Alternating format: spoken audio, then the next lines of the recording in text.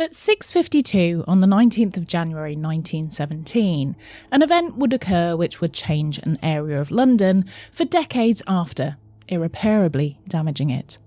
A munitions factory in the heart of the bustling industrial area of Silvertown had hastily replaced the production line of a former caustic soda factory and was now in the hands of people who didn't know what they were doing with such a dangerous material. With World War I dragging on and driving the country into an ammunition shortage, England created several huge munitions factories to deal with the crisis, and over the period of 3 years, 3 of them would be reduced to smouldering ruins when their stock exploded. Today on Macabre London, we uncover the story of the Silvertown Explosion.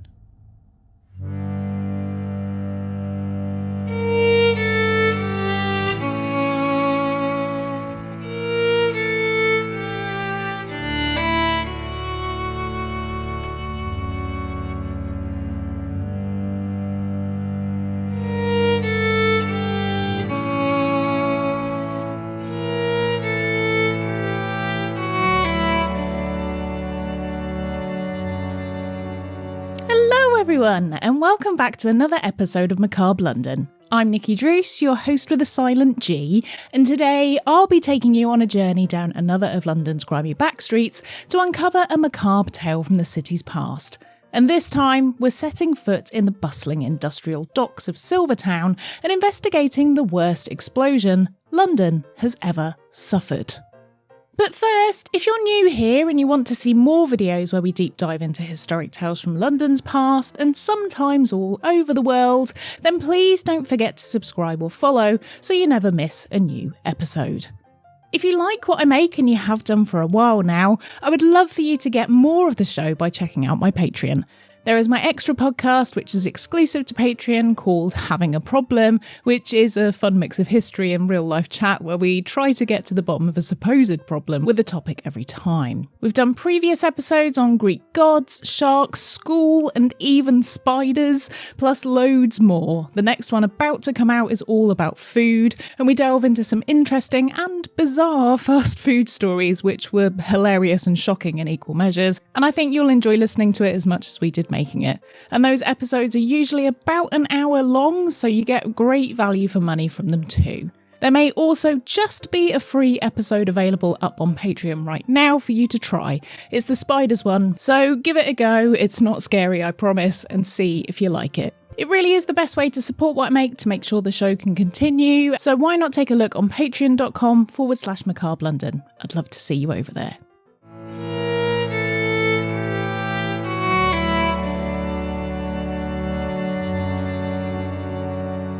London in 1917 was in the midst of a war. World War I had been rumbling on since 1914, and England as a whole was using a lot of ammunition to defend itself, the production of which had to become more rapid to keep up with demand. An area of Essex became vital in boosting the production of such delicate and volatile ammunition, but it was no stranger to keeping London bolstered in a variety of different commodities. The area known as Silvertown sat just outside of London. It was a booming industrial area, and when the Industrial Revolution started, it was a prime place to create the multitude of factories which would service London with a variety of products. For centuries, the area had been a bustling port and ingress for trade. Since the 16th century, the area had been used as a major dock. The Thames estuary that runs through the area made it an obvious choice for trade, and the once marshland that dominated the area soon became populated. As soon as international trade began, people flocked to take advantage of the jobs and families moved into the area, and many homes were constructed in the once barren landscape. By the mid-1800s, the area was home to several of the country's largest factories and was responsible for a huge trade in rubber, sugar and soap. There were also flour and other food mills, and the huge factories which dwarfed the quaint workers' terrace cottages became a strange juxtaposition of industry and residential life. In a new age of advertising, the soap and sugar industry was glamorised via soft paintings of immaculate women with glowing complexions and healthy-looking children shoveling sweets into their faces. This pushing to the public, and what with many women now earning their own independent money, the production rate increased to meet the demand. One particular bastion of the area is the ominous Lyle's Golden Syrup Factory logo with its dead lion covered in bees and stoic motto of "From the strong came forth sweetness," a quote from a Bible scripture about Samson and the lion whose carcass he observed providing a home for nesting bees. This iconic, biblically inspired huge tin attached to the wall of the building dominated the landscape and is still a prominent feature of the area to this day. In fact, it was, up until last year, the world's longest ever running branding. But even Lyle's couldn't evade the inevitable march of time and the push to go into the future. In 2023, the logo had an overhaul to make it a softer looking brand, and the long-standing, or should that be lying, dead lion was removed. The original huge tin is still in place on the factory at Silvertown though, at least it was a few days ago when I went by it on the Elizabeth line, and I'm uncertain if it's grade listed, but I would assume so. If it's not, I'm sure it would either be added to their advertising archive or perhaps sold to the highest bidder who would like an iconic piece of the London skyline. Interestingly, Lyle joined Tate in the late 1800s when their two nearby factories merged. Both Tate and Lyle were once bitter rivals, even refusing to talk to each other on their morning train commute. But eventually, their business advisors persuaded them to join forces, as they could get a better deal on refining sugar and bulk buying. This unlikely union between the two enemies created a very lucrative business, and the factory expanded over the years to become the largest sugar refinery in the whole of Europe. And in fact one of the largest in the whole world, producing 1.1 million tonnes of sugar every year. But why was such a multi-use industrial area named Silvertown? Well, this had something to do with the area's first initial super factory, S.W. Silver & Co.'s. Built in 1852, this imposing behemoth of industry, despite the name, actually dealt in rubber production. The area has never dealt in silver, and the misleading name of the factory was changed towards the end of the 1800s to the India Rubber Co. But the area had been named by then, and so it just stayed the same. Now, with all of these newfangled factories popping up, people needed places to live, and so it wasn't long before the workers were housed. The area quickly became very residential, housing families from the factories who would all work either at the same building or be spread across the various business ventures across the district. Nearly 400 houses were built in quick succession, which housed over 3,000 residents to accommodate the industry production boom. The introduction of the amenities a small town needs soon followed. Pubs, a church, and community centres popped up, and the place became its own little self-sufficient village. However, living next to such an industrial area came with its associated problems. Firstly, the area smelled really bad. The sulphur, tallow, animal fat used for soap making, and the noxious fumes from the furnaces and boilers contaminated the whole area, and meant workers were constantly breathing in the poor air. This meant that anyone who became ill from the noxious air had nowhere to escape it, and the area soon had quite a vicious side to it as the unhealthy living conditions started to take its toll, and people started to turn to drink to cope with the poor state of affairs. A number of domestic abuse cases happened in Silvertown over the years between factory families, and in one case a woman was beaten to death by her husband in the street in full view of everyone else, as he'd been made redundant due to his aggressive behaviour at work, and she paid the price for his transference of this anger onto her. Neighbours intervened and managed to restrain the man, but by this point he'd managed to inflict several blows, throwing her into the solid asphalt face first. She died not long after. One of the neighbours who tried to intervene in the days leading up to the murder was approached by the woman, and she said she needed to pass a cleaver on to her as she was certain her husband would use it against her. When informing the authorities, no one tried to help, and it seemed that the residents of Silvertown were left to police themselves. The sympathetic neighbour tried to warn everyone that this was soon to happen, but police refused to arrest the man before it, and a few days later, the prophecy from his wife came true, and she was dead. What once had been an optimistic area for new workers looking to make an honest wage soon turned to a place of drudgery and an inescapable environment dedicated to work. People had no choice, and the smoky grey landscape began to soon envelop everyone's lives. But people did make the best of what they had, and the community spirit didn't seem to wane. Fast forward a few years, and things were about to get even worse for the residents of Silvertown. With the beginning of World War I, many factories upped production to help with the war effort, or on the opposite end of the scale, they hugely decreased their production. Women moved into more dangerous factory roles as men went off to fight on the front line, and the work became more intense for less pay as women weren't paid, and still in the majority of cases aren't paid, the same wage as their male counterparts. To help in the war effort, factories were scouted which could help with the production of munitions, and as such, Silvertown, with its huge factories and willing population of workers, seemed like the perfect spot to do so.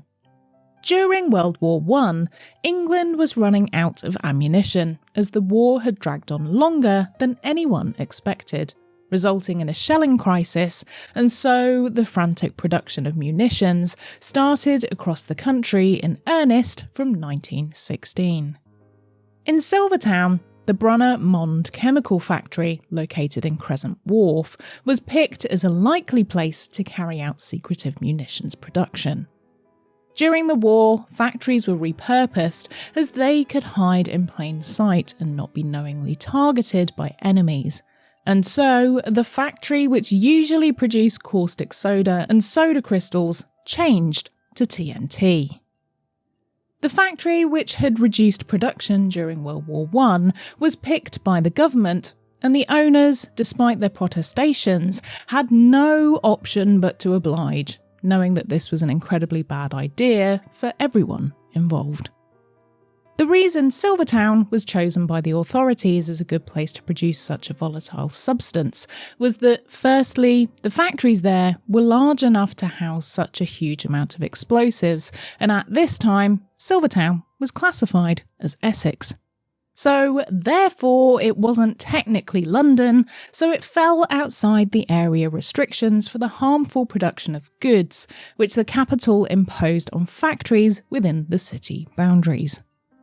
However, the initial proposal to use the Borough Mond factory for this new product line wasn't a huge hit with the owners because they knew the likelihood for disaster and didn't want their workers and their factory to go out with a bang. But after facing relentless and imposing pressure from the government, they had no other option but to oblige, knowing that ultimately, even if they did say no, the government could seize their property and do it anyway. What with other factories in the area also producing highly flammable substances, particularly the flour mills, any accidental explosion would be catastrophic. But the government insisted, and it wouldn't take long for their prophecy to come to light. The process of creating TNT was incredibly dangerous. The ammunition had to be heated, and this meant there could easily be an explosion.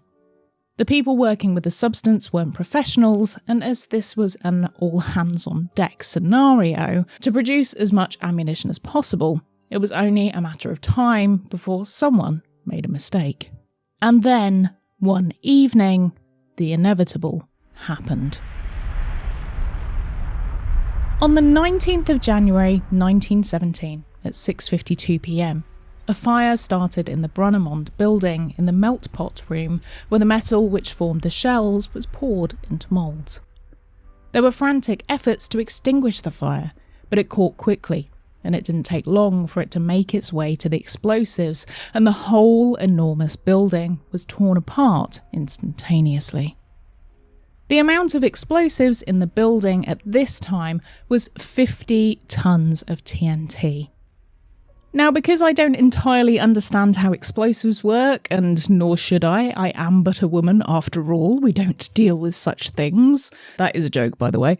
TNT isn't measured in metric tons, but in its energy output, so try as I might, I've not been able to work out what this conversion is into a physical mass, but to give you an idea, there is 20,000 tons of explosives within a nuclear bomb. So we're not dealing with that level of destruction, but it's still way up there in strength of bombs.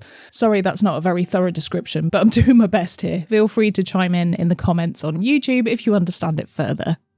Anyway, after the absolutely massive explosion, 60 to 70,000 buildings were damaged, with many flattened altogether. Amongst them were the local church, several other factories, pubs, and the surrounding docks. Warehouses filled with stock were destroyed, along with their contents, and people lost cumulatively millions of pounds worth of commodities in an instant. The local fire station, which sat in the direct blast zone, was also entirely demolished, which meant those who were inside died or suffered injuries, which prevented them from coming to help extinguish the fires, which were now ravaging the area. However, many off-duty firemen, or those from different fire stations, came to the rescue after the event. Even more firemen died whilst trying to tackle the subsequent blazes which caught alight from the raining debris, which shot through roofs for miles around. The after effects of the enormous explosion were felt all across London. Even as far as Norwich and Cambridge reported feeling the blast, and some say that even people as far south as Southampton, nearly 80 miles away, felt the resulting shockwave from the blast.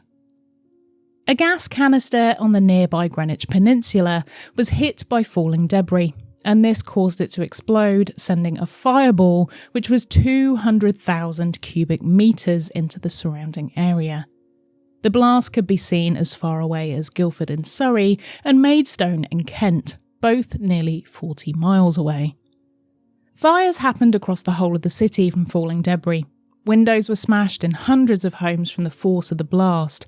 Even homes quite a long way away suffered broken windows, and even the Savoy Hotel in the centre of town received a few broken windows from the blast draft. With such a devastating and wide-reaching explosion, the death toll was significant. 73 people died, and 400 were injured in the explosion. Some suffering from life-changing injuries, and many more suffering from PTSD, which went unreported. Not long after the blast, and in the wake of trying to return what was left to some semblance of normality, if that was even possible at all, 400 children were sent to the countryside, suffering from what we know nowadays to be post-traumatic stress disorder. And those in Silvertown, when they were hit with a news blackout and no government ownership of the disaster, had little left to say about the situation. The catastrophe had not just physically decimated the area, but it had equally wiped out its residents, reducing them to refugees of their own country's making, and dispersing them into a war-torn London. Immediately after the blast, what was left in the area in terms of buildings were used as pop-up temporary accommodation for those who had been displaced, and ramshackle medical facilities were created to care for the injured. Other buildings which survived, or at least partially so, were used as a place to take notes and details of those affected, and for them to apply for compensation to be awarded by the government. Eventually, over the following years, the government would pay out close to $3 million in damages to those who had loved ones killed, homeowners, landlords and business owners in the area, and in today's money, that would be close to $60 million in damages. A huge cost for a struggling country who was also shelling out, pardon the pun, to recoup from the expense of a world war. Afterwards, when people began to try and seek some answers as to what had happened, they came up against a brick wall from the authorities. The cause of the blast was kept secret, and still to this day has never been revealed as to what the cause of the fire was that day.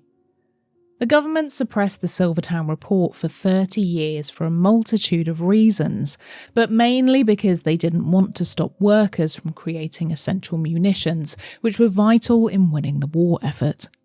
If people knew that working in munitions factories was so fraught with danger, there would be no way they'd get people to sign up to the job. So any and every accident was kept hush-hush to avoid the country becoming devoid of weapons.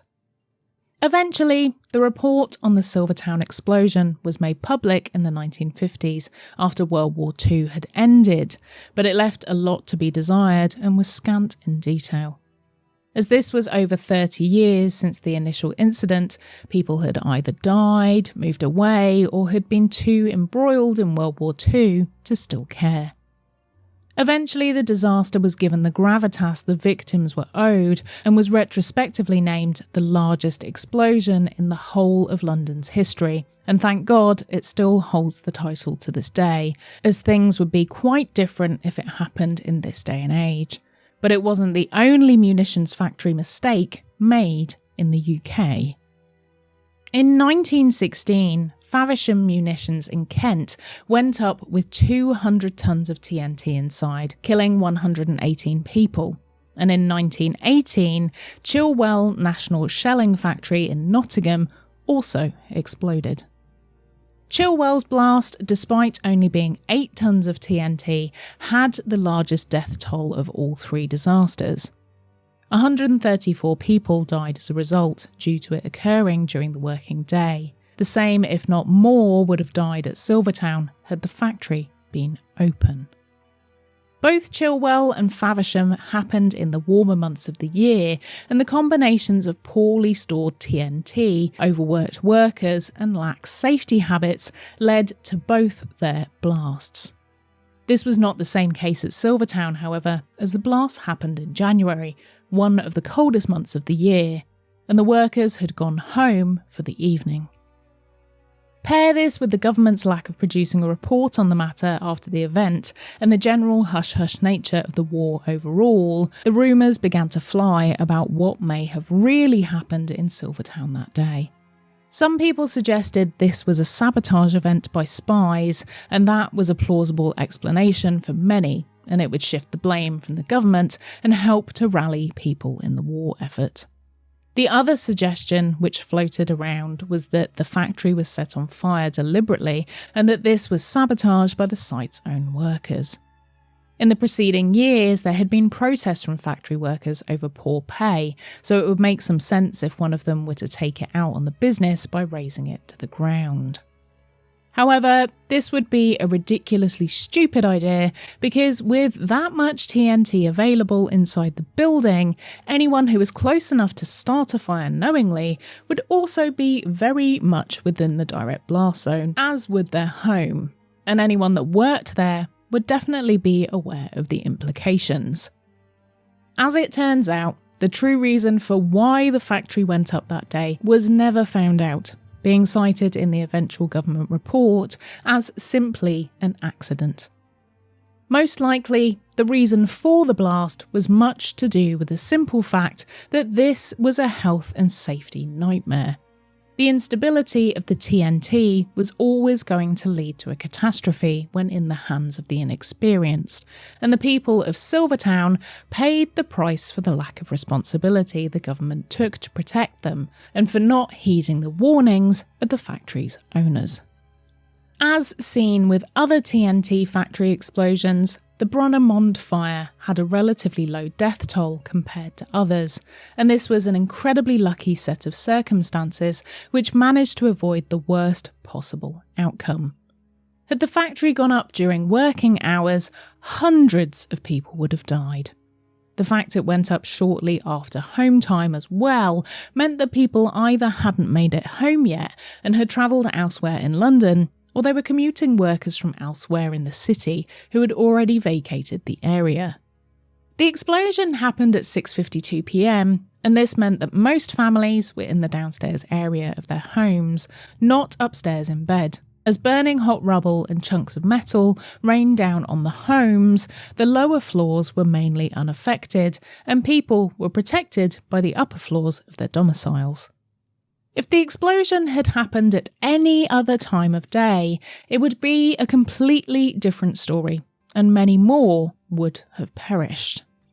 As with many of the areas sitting on the periphery of the capital, London has now absorbed many of them and spilled out of its original boundaries, and Silvertown succumbed to the London leech and was absorbed in 1965, becoming a part of East London, good and proper. A memorial sits on the site today and is dedicated to the war dead from Silvertown, but also those who died in the blast. A small reminder of the sheer devastation that once ripped through the area. The aftermath of the Silvertown explosion not only physically decimated the area, but people also packed up and left, mainly because they had nowhere to go and nowhere to work.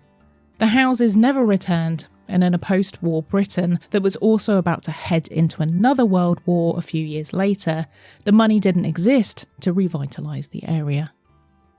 This stayed the same way for decades afterwards, and aside from a few blocks of flats, the Silvertown plot and its immediate blast zone stayed comparatively empty, which in London never happens, as space is usually snapped up.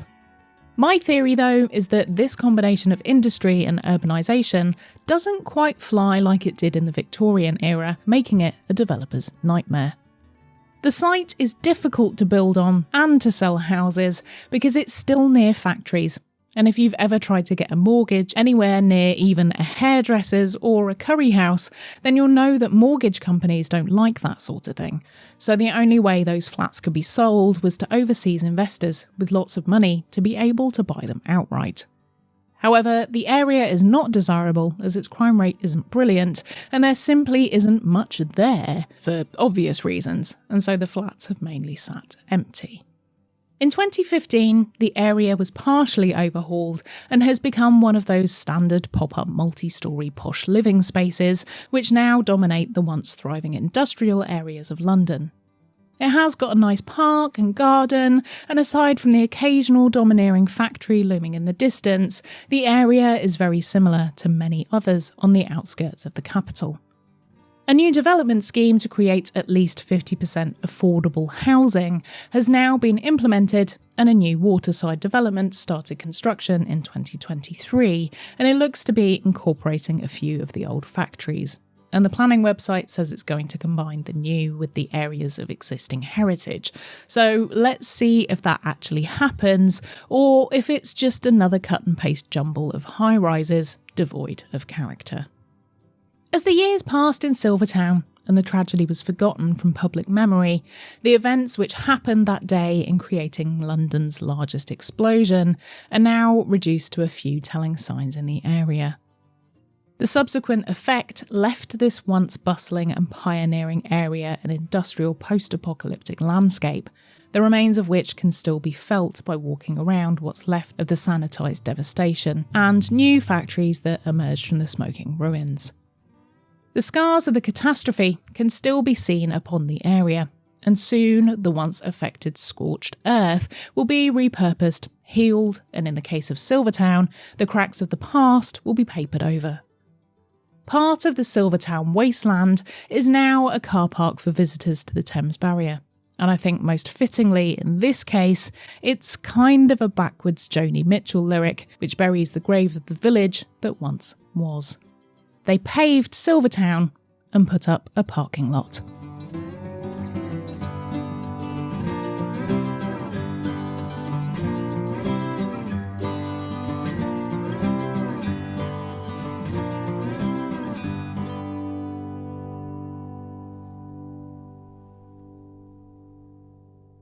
I hope you enjoyed that one. I think Silvertown is a fascinating case, and if you ever happen to be in the area before it undergoes its imminent regeneration, I'm sure you'll notice that it's still really a shell of a place, and it's a very strange landscape to wander around. You can definitely feel the years of abandonment in the air.